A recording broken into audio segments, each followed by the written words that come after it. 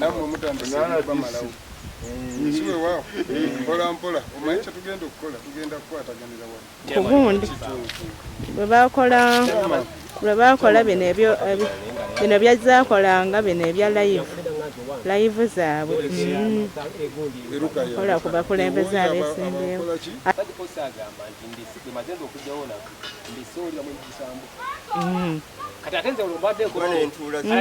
baagala byakubyegayirira munnange bakabi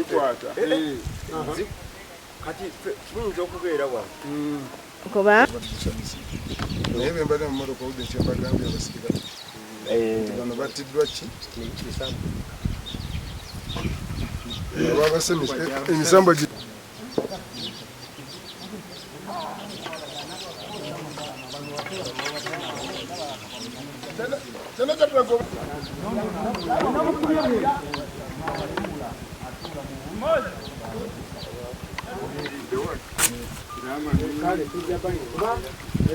ono mulenzi mulabyeko manzi abanyibakawo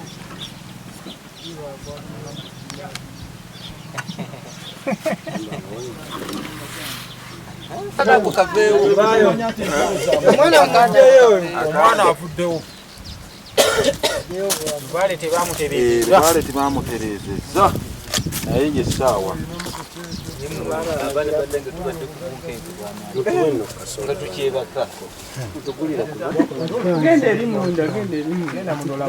bakiise okwanga ekya boda genda olambule mwana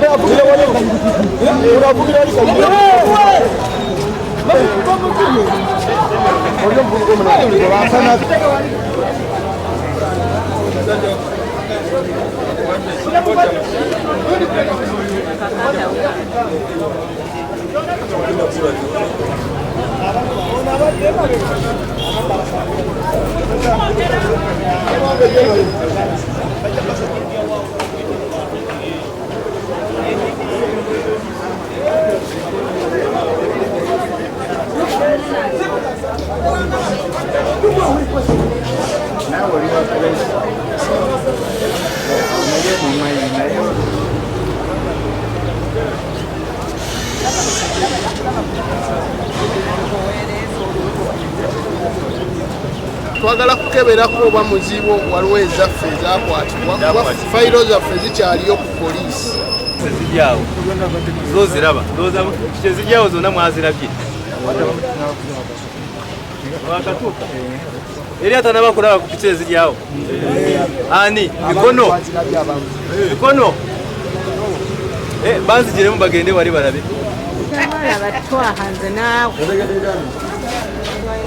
kati eriyo bagikumako omuliro ne bagikuta genda ng'omubali mukwata ka vidiyo akazi nanduta wali awo omanyi kakulambya amakaali wali naŋŋamba aye omukazi andali wakole owa wano omanyi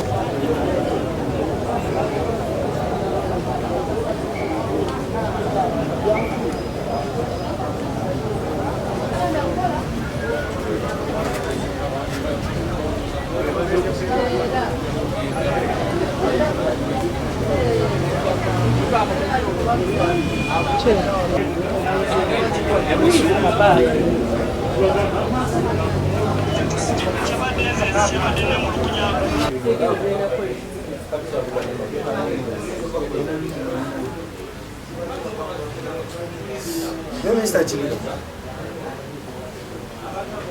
What about your pitching?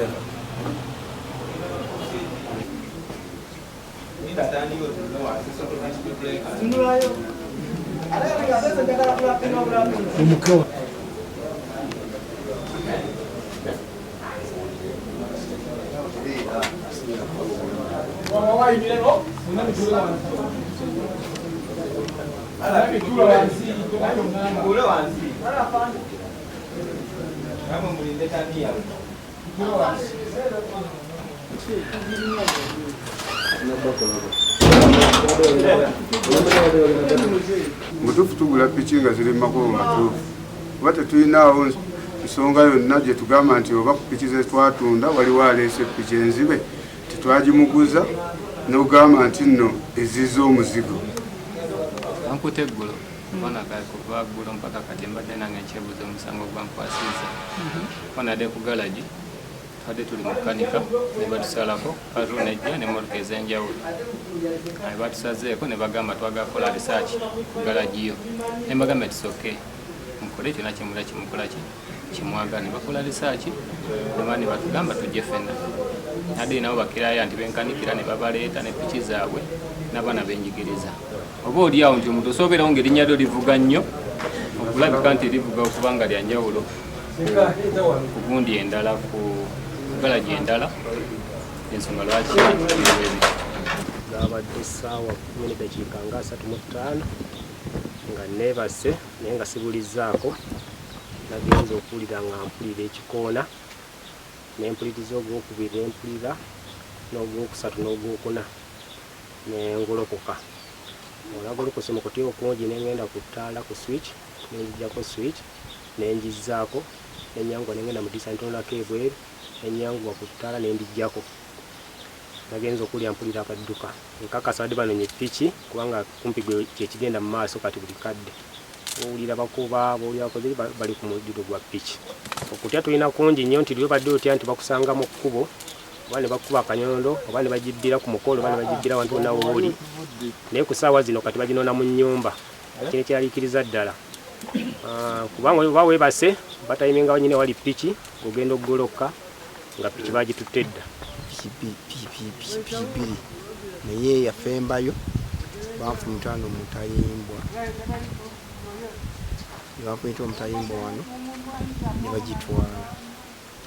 tugezaako okwagala okugezaako okwewanako naye nga sisobola kuba baali bangi olumu balina emmotoka babaako ne pikipiki zijja zikuwondera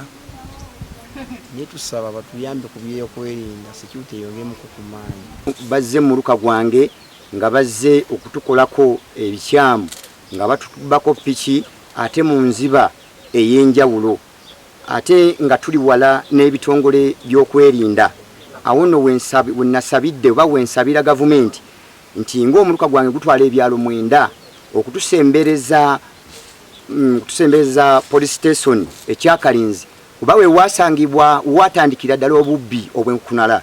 wenjogerera kati piki zigenda nga 6 ezakabibwa mu muluka gwange kati nno kyensaba gavumenti etutaase mu ekyo kati mu butuufu bw'ekigambo batumazeeko enkulaakulana tugenda kukulaakulana tutya omuntu oba omaze nti akapiki nkamaze okukagula ngenda kukola kino akapiki nga bakabba oba obadde omanyi nti ngenda kigangazi mu kasenyi nti banantegera mu kasenyi kati piki bazinona mu nju kyetubadde tusaba gavumenti naffe tukolemu obwa security nayo yennyini ebenga tetuula etuyambe ejje tuweeko security twegattire wamu n'abatuuze tulabike nga tuwona eki embeera eriwo naye nga tuli mu mbeera ey'obweraliikirivu era nga omulanga gwe tubakubira gavumenti ebintu ebijjemu omuzannyo ebiteekere ddala mu nkola etuweereza abasajja naffe tube nga tuli bagumu nga bwe tukolagana nabo nga tuyina ebyuma. Bwe tusanze naddala mu kitundu kyaffe kino ekya Nyendo Masaka bannanga abaana bakoleddwako nnyo obuzibu nga babiddwako pikipiki zaabwe mu mbeera etali wangu ate nga ddala twabasingire ddala okututuusaako obuvune n'okutubbako pikipiki bamakanika bennyini ate betukanikiramu kaakati n'olukulu lw'ensonga eyo bajja ne bakozesa abantu ne beegatta nabo ne batukuba kati abaana bafa kunaku naddala abo kati kabaayo oyo bwe bagambye nanyini motoka eyo Saalongo waawa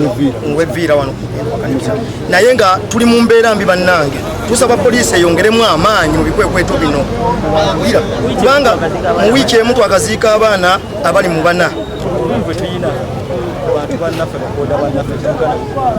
abatufuddeko abasinga betumanyi ne betutamanyi. Ekisinga okunnuma ku mutima abamu abiba piki babakwata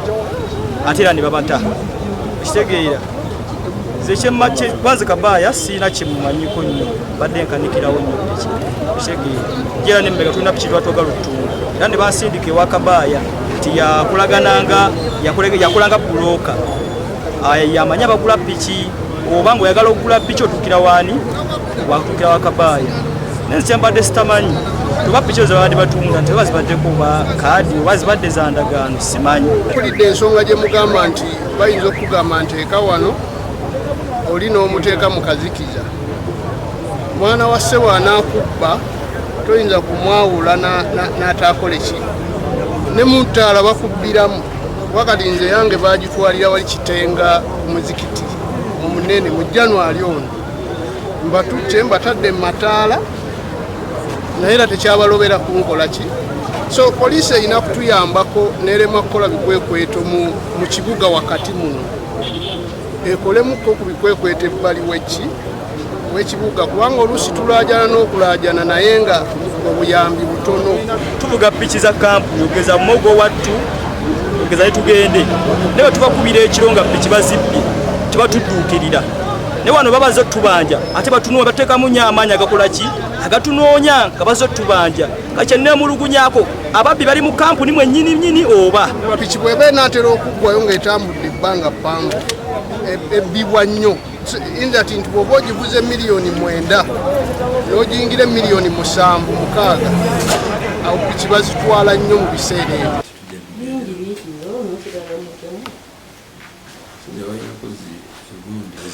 Ezikunukiriza 40